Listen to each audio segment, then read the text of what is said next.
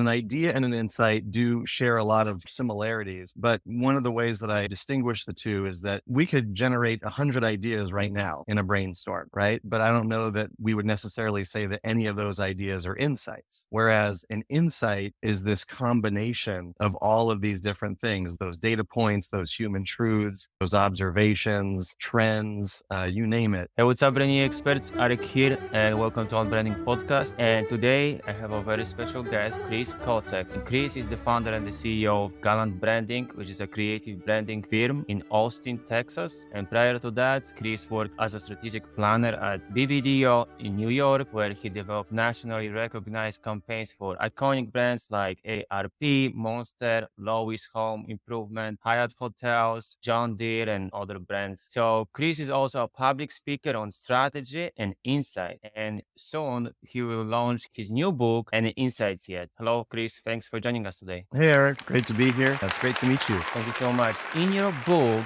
you argue that the word insight is overused in business, marketing, branding. And so can you just explain what's the difference between an insight and an idea? What is an insight? Yeah, no, it's a great question. So I think that a lot of times people confuse insights with data points, with observations, with human truths. Those are all important things that lead people to an insight. And an idea and an insight do share a lot of similarities. But one of the ways that I distinguish the two is that we could generate 100 ideas right now in a brainstorm, right? But I don't know that we would necessarily say that any of those ideas are insights. Whereas an insight is this combination of all of these different things, those data points, those human truths, those observations, trends, you name it. You combine all of those things into, I like to use the analogy of a constellation, that you combine all of them into a constellation that becomes something new. And it's almost like a North Star that gives you direction. So it's much deeper. So as you mentioned, we can have many different ideas, but they may not lead to any discoveries or any impactful things. Whereas an insight is much deeper, right? So it's about connecting those dots, as you mentioned, right? It's a clear and deeper understanding of a particular problem or a situation. So can you give us perhaps some examples of insights when it comes to marketing and branding and in business in general?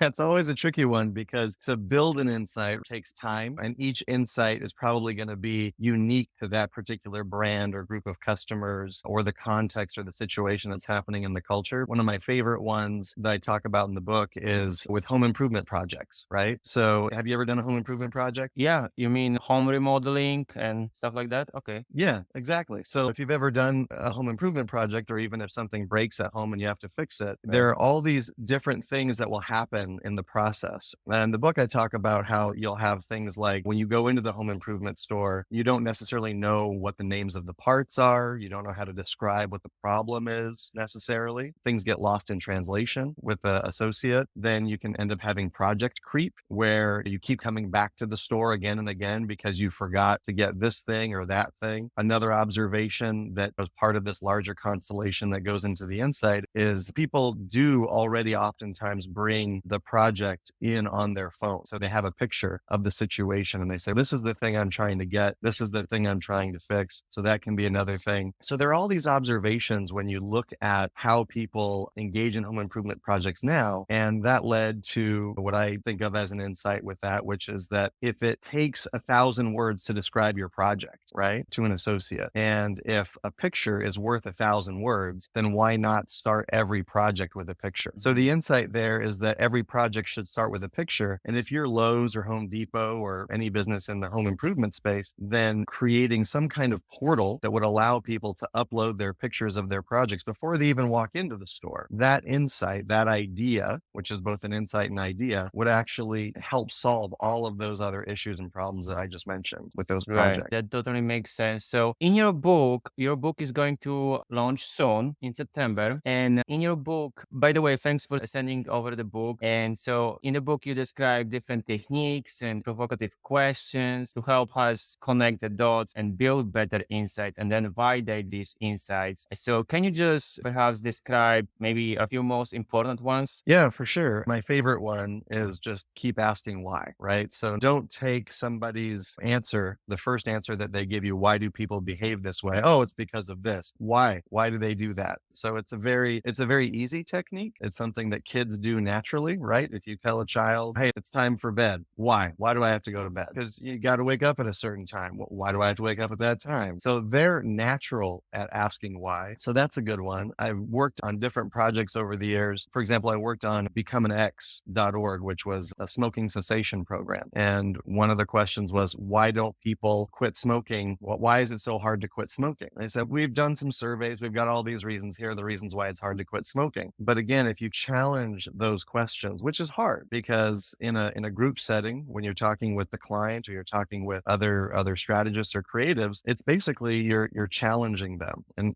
people don't always like to be challenged. They say, hey, we've got the data, we've got the information, let's just run with this. But if you want to get to something deeper, you have to keep asking why. So that's one of them. Another technique that I love is creating conflict. You could say that why already creates conflict, but if you create conflict in a focus group or even in a campaign, sometimes there are campaigns that already generate conflict, and that creates all this information that comes pouring in to the brand and through pop culture. And out of that, you might start to get some insights. So when it comes to creating conflict, whether it's in focus groups or in other situations, you can ask somebody a question that challenges them. And an easy framework for the conflict question is just using the word or. So which is better, this or this? And when you ask somebody which is better, which is worse, things like that, then you're naturally going to start to get people taking sides, right? And saying, oh, this one's better than that one. And then you go back to that question, why is it better? So a lot of times you'll end up defaulting back to that question, why, which pushes you deeper and deeper. Totally makes sense.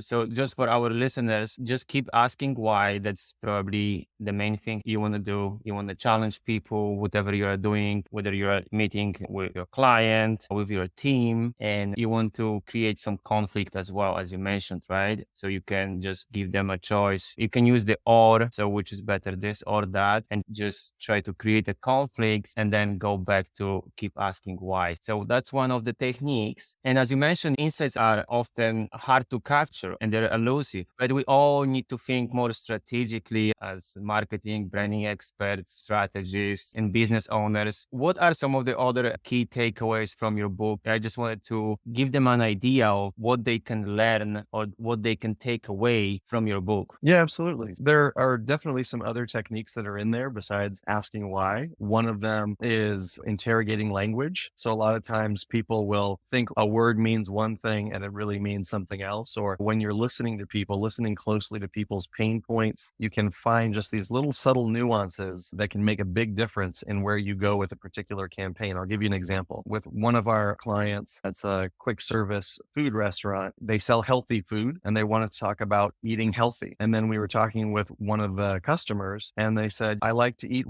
healthy. I like to eat. So wait a minute, you use that word a little bit differently than healthy. What does that mean to you? And then they started going deeper into, well, healthy means eating food without flavor. It's eating brown rice and broccoli and unseasoned grilled chicken breast because you're trying to eat as healthy as possible. Whereas eating well, there's actually some sort of decadence that can happen with that. It can still be full of flavor, but it doesn't have to be junk food, right? And so we focused in on this idea of eating well, and that really transformed the client's thinking and it transformed the direction that they went with their campaign. That's a great example of how we can use those insights with our clients in brand building and so on. What are some of the other use case scenarios for coming up with better insights when it comes to business and branding and marketing campaigns? Can you think of maybe from your past experience working with different brands or on marketing and branding campaigns? Can you give us some other examples? Yeah, for sure. So there was a bean chip brand that we were working with. So the CEO said that Americans just aren't interested in beans. They're not interested in beans as a product category. And so we started out by challenging that assumption and saying, is that really true? Maybe people are actually interested in beans. What what is it that we can find out there? And so we started asking, that goes back to the conflict idea. We started asking people, are beans boring or exciting? It was a very simple question to ask people. And it raised a lot of emotions for people, believe it or not. You wouldn't think people would be that excited to talk about beans, but you ask them, hey, are beans boring or exciting? And we found out that 60 to 70% of people in focus groups and other conversations and raise their hands and say, oh, beans are super exciting. They're colorful, they're versatile. You can use them in all kinds of ways. They're full of protein. They carry flavor in lots of different ways. And so that was one part of it, was finding out that, okay, people have these big feelings and these passions about beans, and they actually think they're really exciting. The second part of that we had to connect the dots with was that we're not just talking about beans, we're talking about bean chips. So beans are not something that you usually take on the go. They're not a convenient fast food. But once you put them in chip form, then all of a sudden you've got a whole different direction that you can talk about. And the fact that beans are not really known for innovation. But there was this tension between that truth that beans aren't known for innovation. And now here you've got this innovative product in the form of bean chips. And now you can really start to talk about, hey, it's the best thing to happen to beans since ever. Yeah, so that's a great example when it comes to branding and marketing. And so basically,